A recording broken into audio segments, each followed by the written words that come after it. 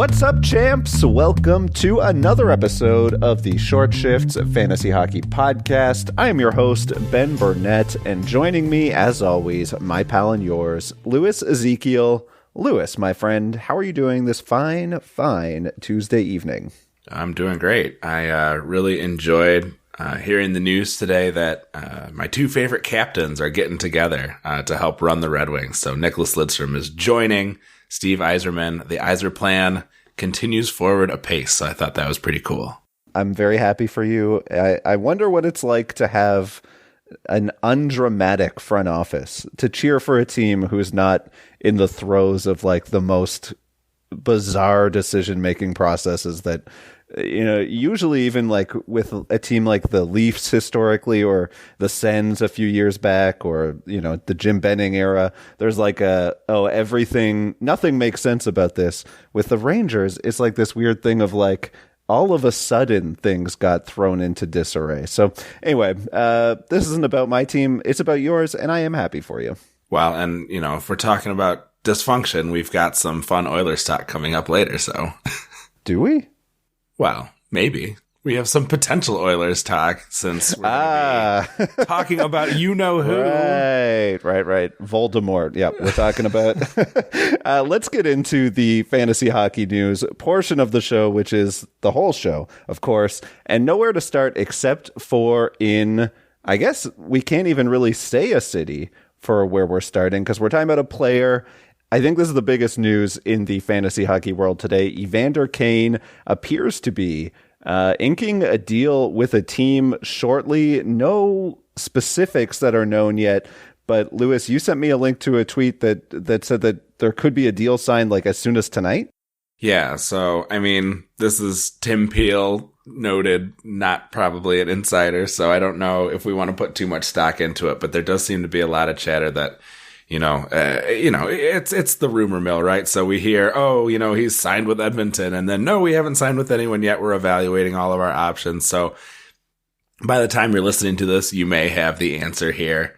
But yeah, definitely interesting to sort of follow the pulse of how this is all going. Interesting that so many teams are so eager to run out and pluck him up after he was kind of unceremoniously terminated with the Sharks. But, there are many GMs who will watch another GM touch a hot stove and then gleefully run over and put their hand on the burner themselves. It's a hilarious way of putting it. And I think that Brian and Elon sort of hinted at this earlier on the Sunday night Keeping Karlsson episode, but talking about the way that the Tony D'Angelo gamble seems to be paying off for Carolina. I'm sure that's the same sort of deal here. Like, it would be tough to come back from what the Sharks have dealt with Evander Kane. And I think that equating him with Tony D'Angelo, somebody who is not accused of doing several heinous crimes, is not the best one-to-one, but it is a one-to-one in the sense that we saw what happens with a burnt bridge on a fan base, where it's like the Rangers could not bring back a player who got punched in the face by his own teammate, just like the Sharks can't really bring back a player who they need to pay 7 times 7 on the books, or I guess $7 million for however many years are left on his deal, but also a player who all reports had come out that was not liked within the organization. I think that a team that has a very strong leadership group in place might be an okay fit for Evander Kane, somewhere where he shows up and it's made very clear, like you either follow the folks who are the leadership group that's in place, and you sort of you sit down and you do not make it about yourself, or you're out of here. And I could see a team making a solid gamble and doing well with that. So let me pitch you on an alternative theory. What if there's a team that is floundering around, sees an opportunity to pick up a player for close to the league minimum who can help them? They're in a cap crunch. They desperately need offensive production from someone other than their two superstars. Maybe a problematic locker room, but we did, one of the first rumors that sort of was out there was that he was nearing a deal with the Oilers. You're describing a situation where they follow the leadership. We heard Ken Holland say the other day that the solutions for the team are coming from inside the locker room. Do you see an Evander Kane addition being something that could work in Edmonton? I think on a hockey level, Evander Kane would do just fine on a line with Connor McDavid. I don't know that it would work in a longer term sense. Like you get, I mean, if you're following any other leagues, I think the player who obviously jumps to mind is Antonio Brown, where it just feels like every day that you think that there can't be a more ridiculous headline about Evander Kane to come out, something new happens, as with this this reported broke COVID protocol to travel to Vancouver while COVID positive, allegedly. So I could see it working from a pure hockey standpoint, and like an EA Sports sense, like trade for Evander Kane or like sign him off waivers in your NHL franchise mode. But if you had to actually put those personalities together, I would be worried in Edmonton, which it just doesn't feel like there's as strong of a leadership group as a team like maybe Boston or Tampa Bay, something like that. Sure. And, I'm thinking about it, and it sort of makes sense to me, because it seems like every move that we're seeing, everything from, throwing one goalie under the bus and protecting the one that Tippett kind of wanted on the team, in Mike Smith, and then, Tippett playing Draisaitl for 25 minutes a night to try to get the offense going. Just seems like every move that Ken Holland and Dave Tippett are making are designed to try to tread water and preserve their jobs any way they can. And so for that reason, I kind of can see the logic of an Evander Kane signing in Edmonton, but it doesn't, it's not a very comforting thought, I don't think. Yeah, it's definitely a desperate times, desperate measures situation if it comes to that. Definitely seeing the needle moving in the fantasy hockey world. Kane's rostered percentage shot up 14% today. He's now rostered in nearly 50% of fantasy hockey leagues on Yahoo. So definitely I'm much closer today to rostering him than I would have been at any point prior to this. I think that things do seem to be progressing. Whether or not he actually plays is another question. And I'm interested to see sort of how this plays out. And I hope it's over soon. That's kind of where I'm at this point. Yeah, in fantasy, he's not going to be in the locker room with your players. There's no real risk to it. And, if it doesn't work out, it doesn't work out. You're dropping the bottom player of your roster. And especially if you're in a position where, I think there's a lot of schedule wins out there this week where, with some of the cancellations, you can potentially just either overwhelm your opponent, or maybe you yourself are the one being overwhelmed. No reason not to sort of take a stab at it. I'm not surprised to see that the percent rostered has increased so rapidly. All right, Lewis, let's hop over to Vegas, where the Eichel has finally landed. Jack Eichel joined Vegas teammates on the ice for the first time today. Still no timeline for game action. Pete DeBoer said he'll remain in a non-contact role for a while. I know when the trade was first announced, there was talk of him being out until roughly the return from the Olympics. Obviously, that's not happening anymore, but I would suspect that means he's still a few weeks out, probably sometime mid-February. Any updates for you on how you feel about Jack Eichel? Are you considering, making a trade for him, trying to get him on any of your rosters? I have a feeling that it's going to be tough to prise them out of the hands of anyone who's been holding on to them. So far that sunk cost is going to be so present in their mind, especially in a season where IRs have been overflowing. So my sense is that it's going to be too expensive to try to acquire him. I am a player who in my keeper has been holding on to him through this time. And so I'm definitely excited at the prospect of him being ready in time for fantasy playoffs and even maybe a little bit of position jacking before we get there. So I think that's great, but I don't know that now is the time necessarily to go out and try to acquire him.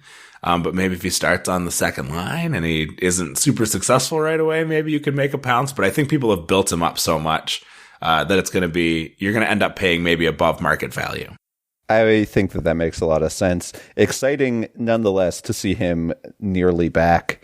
Speaking about outjuries, Evgeny Malkin back in the lineup tonight for Pittsburgh. We are recording this before that game begins, but it appears that Malkin is back in his usual spot on line 2, playing with Carter and Kapanen, and then power play 1 with Crosby, Gensel, Rodriguez, and Letang. We had discussed whether or not Malkin would jump right back onto power play 1, given how that unit was clicking with Brian Rust.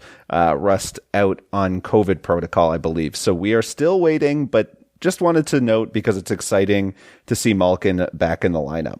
Yeah, and we got some insight from one of the patrons, and I apologize, I don't remember who it was off the top of my head, but they suggested that because Rodriguez was playing a bumper spot that oftentimes went to Malkin, that it's possible that he might be the odd man out once everyone is back and healthy. But yeah, we'll just have to wait and see. In the meantime, I think that's certainly exciting for Kapanen and Carter owners.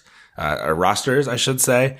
Just having the option to have an elite center to play between them, I think will be very good for their outlook, even if, especially Carter, it looks like is now out of that power play 1 spot that he had before. But I think good news overall for those guys.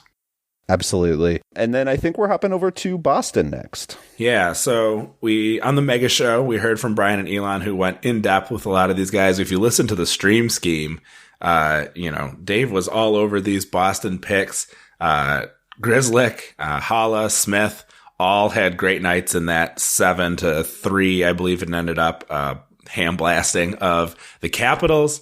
Very exciting for all those folks. I wanted to bring them up, first of all, to kind of give the proper kudos to our fellow Keeping Karlsson family of podcasts for the great advice that they were giving about these folks. And then just quickly, we had that 5-point night from Grzelcyk, despite the fact that he wasn't starting on the power play. But I just wanted to kind of caution people that 5-point night nearly doubled Grzelcyk's points on the season. Not sustainable. Listening to one of the patrons who's been around for as long as I have, certainly, Patty, who's a big Boston fan, she said, Charlie McAvoy was back in the game, but he was not at 100%. He was coming off of those power plays fairly early, and I would not imagine that Grzelcyk is going to be given that same opportunity in the future. So good for him for making hay while the sun shines, but don't get too excited over that 5-point outburst. All right, Lewis. And then finally in Boston, I think we got to mention Tuukka Rask, who is released from his professional tryout contract and then signs with the big club. Jeremy Swayman sent down to the AHL today. Linus Ullmark slated to get the next start for Boston, but all bets are off. It seems as though we could be seeing Tuukka Rask get some game action as soon as this weekend. Yeah, very excited. Good for the young man making it up with the big club. But in all seriousness, I think it's very interesting. I'm very curious to see how he does coming back from such a long time off. You got to feel for Swayman a little bit. He played really outstanding to start his NHL career. He told management, if those guys struggle, well, I have a shot back at the net. So he's got that competitive drive, which is great to see. He was very helpful for a lot of fantasy managers, even if he didn't get as many starts as we sort of hoped for. For Rask, like I said, curious to see how it works coming out from that long break, and how much faith will the staff have with him if he struggles a little bit out of the gate.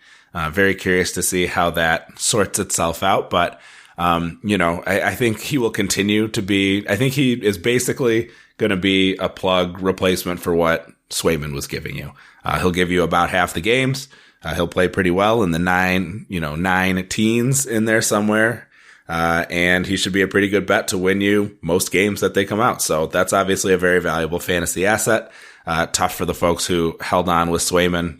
You kind of knew what you were getting into, I think, once the Rask rumors began. So, the string is played out, at least for the time being, until something changes. All right, Lewis, we are going to take a quick break. When we come back, we have lots more to talk about. You're listening to Short Shifts. Welcome back to Short Shifts. Lewis, we have one more injury we wanted to talk about, and then we're going to hop into a couple of streaks. Why don't you tell us what's going on in Detroit? Yeah, so Dylan Larkin left the last game early with some kind of upper body injury. We haven't gotten a ton of details about it. In the meantime, Robbie Fabry takes over as the top line center. The Dauber ramblings were talking about Fabry and kind of how he was finally getting his chance to get some good top 6 minutes. So nice to see him get a chance to kind of step into this role. Of course, not nice for the Larkin owners. The Larkin injury doesn't sound especially long-term. Coaches said that he wasn't yet ruled out of Thursday's game, but Fabry could be a nice short-term stream. He has been pretty cold with just 1 goal and no assists in the last 5 games, but after Larkin was injured and he took over, he ended up playing 25 minutes in that last game and took 4 shots and had 4 hits. This is on Monday. So, just someone worth keeping an eye on who's going to see some big deployment. But obviously you want to take a look at, this isn't an ad that I would make until Thursday. And I might be hesitant about it if Larkin sounds like a game day or a game time decision, just because, it could very easily be back to the usual for Fabry if Larkin comes back quickly. That makes a lot of sense to me, Lewis. I think Fabry has an opportunity to do something here. Why don't you start us off with our streak section as we move into the final portion of our show? All right, this is a bittersweet one because this is a guy whose, trumpet I've been blowing for a while, but in my desperation to make sure I got as many points as I could, I feel like I need to do everything I can to avoid relegation in the Cupful, KKUPFL. That's the Keeping Karlsson Ultimate Patron Fantasy League. Jared McCann was a player who played 0 games last week thanks to the long Seattle layoff and someone that I felt comfortable dropping, but there was a team that was so far ahead that they felt very fine just to grab him off of waivers. He's been excellent. 5 points and 20 shots in his last 5 games. He's getting the line 1, power play 1 treatment that I've argued that he deserves this whole time. So very nice to see. Now, Seattle's not an offensive powerhouse, but he's been someone who's really has found his stride, and he's been frequently cited as being a player who the coaches love because he is willing to go to the dirty areas of the ice and do what needs to be done. Only 26% rostered. So certainly a good option in a whole lot of leagues. If you are looking for someone who is getting that primo deploymento, that is a guy you should take a look at, Jared McCann. Yes, I think now is the time that you want him. This is a good week to have Seattle Kraken on your lineup. I'm going to hop on over to Washington next. I wanted to chat about Tom Wilson, a player who started the season incredibly hot. 24 points in his first 26 games played. Looked like he might have unlocked a next level and has gone incredibly cold over the past 7 games, 0 points. Recently on Monday night was on a line with Nick Backstrom and Alexei Protas.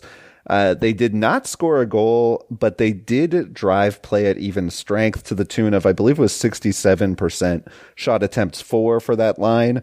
But for the cold streak, Wilson was also shooting about an extra shot on goal per game, closer to 2 shots per game than the 1.2 that he's been averaging the last 7. With the cold streak taken into consideration, he's now on pace for 60 points, just a touch above his pace last year. I think the good news with Wilson is that we are seeing his hits start to rebound after he posted a career low rate last season. I think this is the Wilson we're likely to see rest of season and moving forward.